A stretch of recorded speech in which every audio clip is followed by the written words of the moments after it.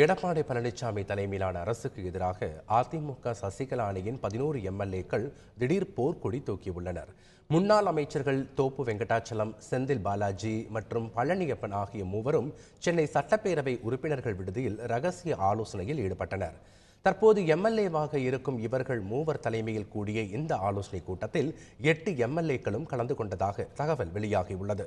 தற்போதைய அரசியல் சூழலில் எம்எல்ஏக்கள் கூட்டத்தை உடனடியாக கூட்டுவது, அடுத்த கட்ட நடவடிக்கை உள்ளிட்ட பல்வேறு அம்சங்கள் குறித்து இந்த ஆலோசனை கூட்டத்தில் விவாதிக்கப்பட்டதாக நம்பத்தகுந்த வட்டாரங்கள் தெரிவித்துள்ளன.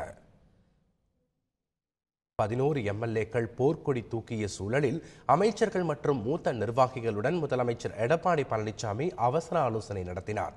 சென்னை ராயப்பேட்டையில் உள்ள அதிமுக சசிகலா அணியின் தலைமை அலுவலகத்தில் கூடிய இந்த கூட்டத்தில் அமைச்சர்கள் KA. Sengottaiyan, Thangamani, SP. Velumani, KC. Veeramani, CV. Shanmugam, Benjamin, Kamaraj, Nilofer Kafeel, முன்னாள் அமைச்சர்கள் கோகுல இந்திரா, பா. வளர்மதி உள்ளிட்டோரும் பங்கேற்றனர்.